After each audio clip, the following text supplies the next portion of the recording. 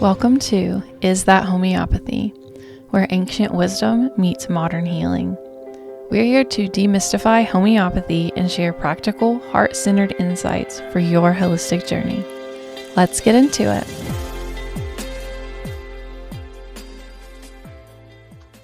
Welcome back to Is That Homeopathy, where we unpack the principles of real homeopathy and talk about what it is and what it is not. Today, we're diving into a big one: protocols. You've probably seen them online or in books. Take this remedy if you have that condition. But is that really homeopathy? It's a fair question. Protocols are everywhere with homeopathy tied to them, and they're often even described as homeopathy. But here's the thing, they do not follow the foundational principles of classical homeopathy. So, we're going to dive into this today, and we're not trying to be gatekeepers. We're trying to present some clarity around the situation and give you the tools to understand the difference so that you can make informed choices for yourself and your family. So, what are protocols? They're basically pre-written prescriptions, right? Where if you have X going on, take Y remedy at Z potency this many times a day. Right? So, for example, take Nux vomica 30C twice a day for digestive upset, or take arsenicum 200C every 12 hours for food poisoning. So they're very structured, they're very simplified, they're very familiar. Familiar is a good word for them, right? So, especially if you're coming out of a more allopathic background, it's something you've heard your entire life. And so, all of this makes it very appealing, especially very appealing for beginners. And I think you really have to kind of take a step back and recognize that. Homeopathy is a marathon, not a sprint, right? Mhm. And so when you commit to the study of homeopathy, you're really kind of committing to a lifetime of learning about it. And with protocols in particular, the big thing that they are missing out on is the concept or the principle of individualization. Mhm. And one of the most widely known, or really kind of where protocols started, are with the Banerjee protocols. Mhm. And even the Banerjee family at this point doesn't refer to them as homeopathy.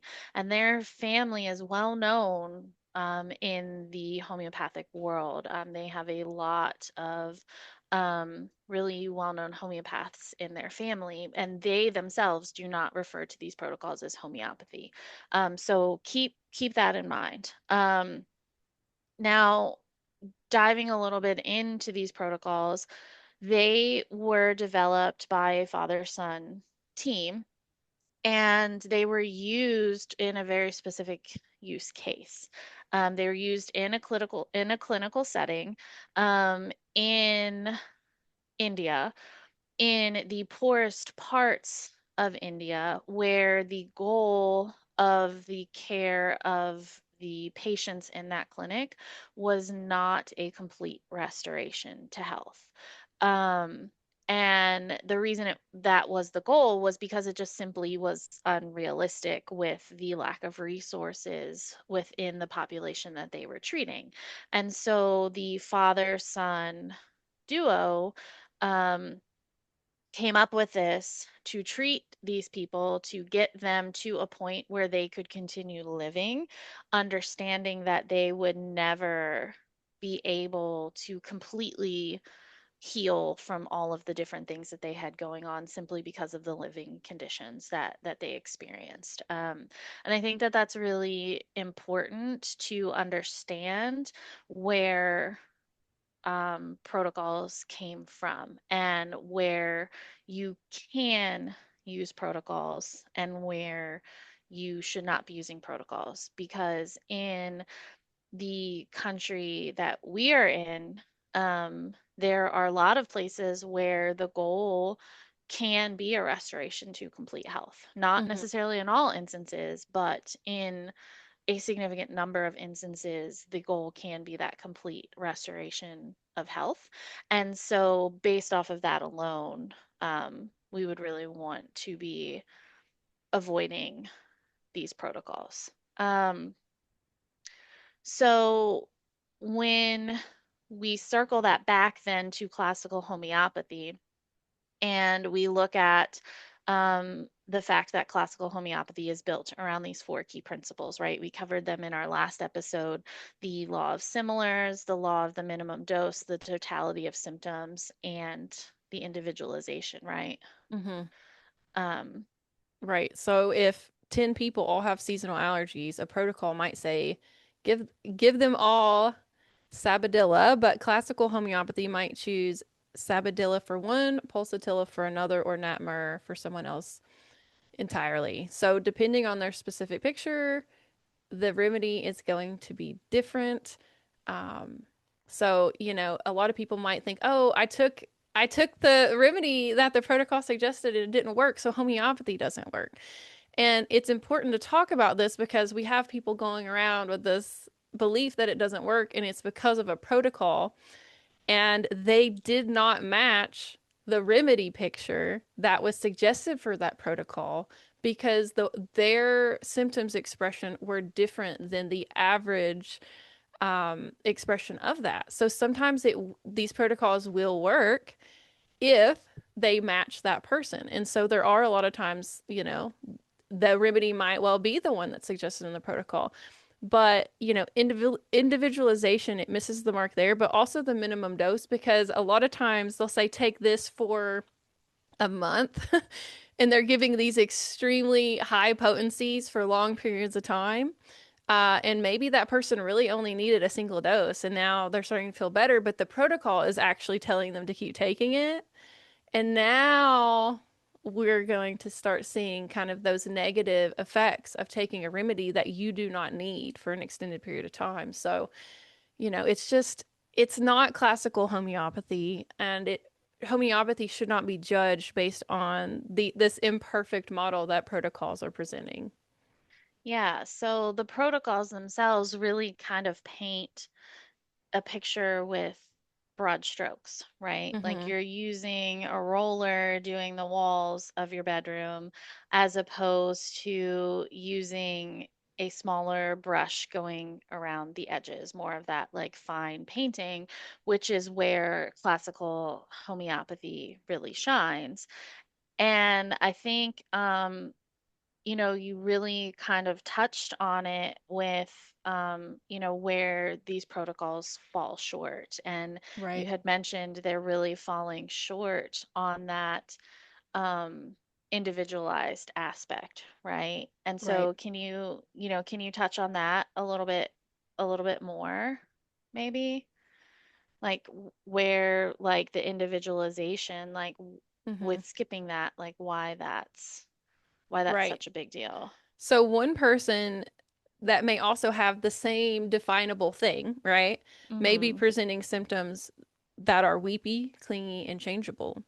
And the protocol recommends this same remedy for someone who's actually irritable, dry, and chilly. Guess what? That remedy is not going to do anything for that person that is actually presenting that same technical issue from a completely different perspective. So the way that they're presenting does not look the same. And so it might work for somebody that is a good match. And that's where it's hard because some people will come out of a protocol and be like, "Yeah, I feel great." They had the perfect stereotypical expression of it, right? And so it might have helped them. But we're really just kind of guessing with Yeah. protocols. So, and they are Yeah. good for emergency situations sometimes. Like we've talked about this in our class.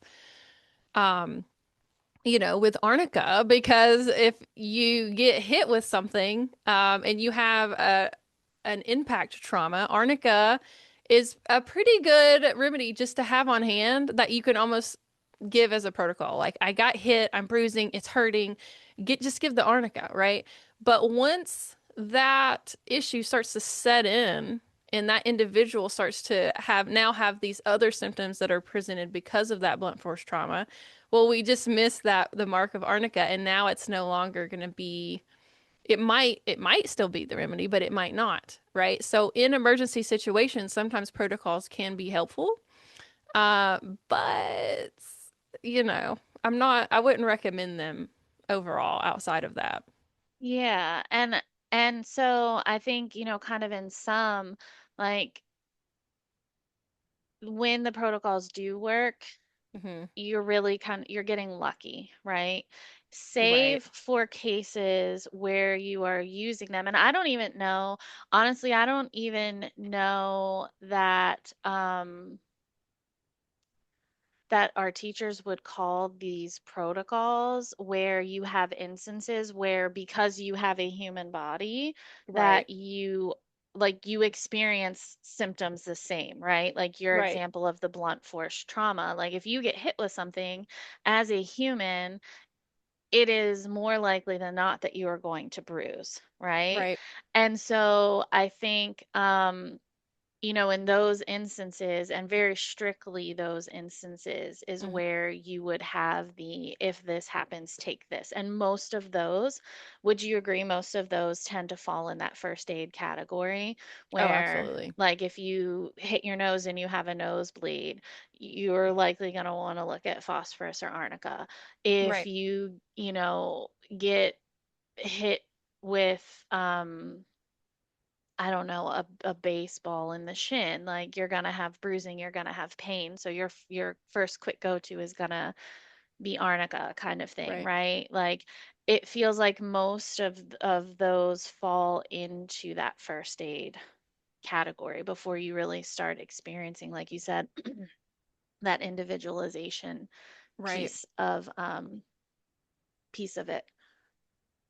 Right. So when we're using protocols, we're not looking at it precisely. We're kind of taking shots in the dark. And the big difference, it's the difference between throwing darts blindfolded versus taking the blindfold off, aiming, and actually choosing a target. Yeah, and I think that that's why like we stick with the classical homeopathy, right? Because we don't Right. want to just be taking shots in the dark. We want to respect the full person that's in front of us. We want to respect what their body is communicating to us. We don't want to just throw something at it and have it possibly disturb the whole system. Because remember, we had mentioned in a previous episode that every remedy you take, the body is going to respond to it. And so we don't want to just throw something into the body because the body is going to receive that message and automatically try to respond to that message of the remedy. And that could potentially really throw some things off in the system, right? Right.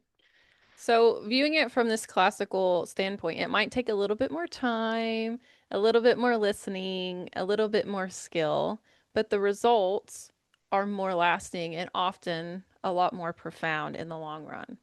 Yeah, it's really empowering when you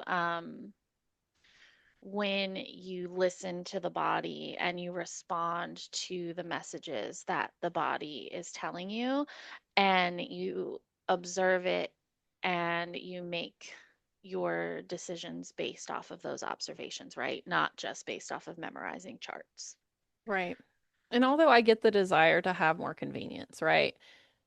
But what is that costing us? What is that convenience costing us? And if you look at that just in general, like fast food's convenient, but it comes with a price. You just want to keep that in mind. At its core, classical homeopathy is about individual healing, and protocols just do not offer that depth. Oh, I would agree. So our protocols homeopathy, maybe they're somewhat inspired by it, but they're definitely not classical homeopathy. And if we want to stay true to the method, true to the organon, true to what Samuel Hahnemann Hahnemann's intentions were with this modality, then it's really important to understand the difference between protocols and classical homeopathy. So, question that you can add to the comments. Have you ever used protocols? Did they help? Did they plateau? We would love to hear your experiences with them. And always be sure to like and subscribe if you're enjoying the series. We're here to make homeopathy clearer, deeper, and more accessible for everyone. See you next time. See you next time. Thanks for tuning in to Is That Homeopathy, where ancient wisdom meets modern insight. If you enjoyed this episode, be sure to like, subscribe, and share it with someone who might be curious too. If you have any questions or topics you'd like for us to explore, drop them in the comments. We're here to keep the conversation flowing. Until next time, stay curious, stay balanced, and remember, healing begins with awareness.